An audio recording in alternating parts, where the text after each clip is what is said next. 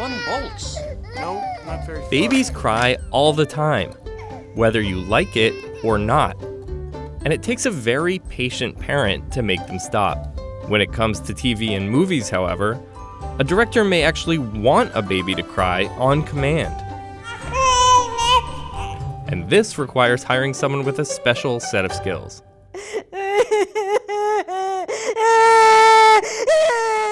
That's Elaine Hall. She's what's known in Hollywood as a baby wrangler.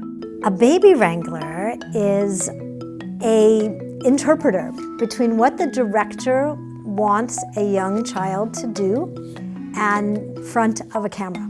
She's worked with infants and young children on a variety of commercials, TV shows, and movies, like The Flintstones, Grace Under Fire, and Akilah and the Bee. So first off, where do these crying babies come from? Babies, just like adult actors, come from casting calls, but they're only legally allowed to work for 4 hours a day on set. So there's a simple trick used to extend their camera time. Very often, when you see a TV show or a film, twins are used to play one role. There's also a few other rules in place when using young actors. For every set that has a child, there's a studio teacher on the set. For infants, there must be a studio teacher and a nurse. For non-crying scenes, working with babies and young children involves making it fun for them. Everything was made into a game. I would put on the lens of the camera, funny faces on the lens when they needed to make direct eye contact. I would be behind the camera in every scene, making them laugh. But for crying, it's a whole different story. Elaine uses a special technique. What I do to get babies to cry is I start to cry myself. For example, I'll go.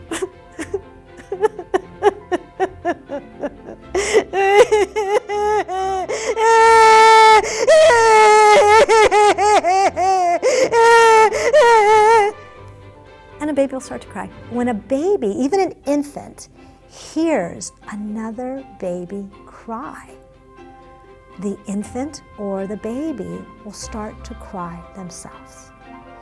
This is an example of empathy. It's pretty instantaneous. She used this technique in Akilah and the Bee. In this scene, Akilah's sister brings her baby to the event, and it starts to cry.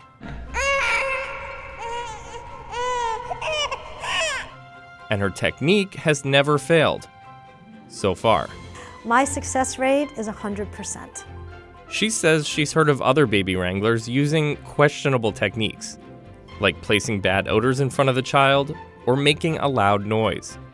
But according to Elaine, these sorts of methods may be harmful to the child and should be avoided. If the baby's face doesn't need to be shown on camera, oftentimes they'll use a doll instead. So, once it's crying, how do you get the baby to stop? When I stop crying, and then I'll look at the baby and assure the baby that everything's safe, I'm okay, she's okay, then very quickly a baby will stop crying. She may also use rattles and bells to help if necessary. Regardless of the scene, Elaine says it's important that the baby spend time with the actor ahead of time.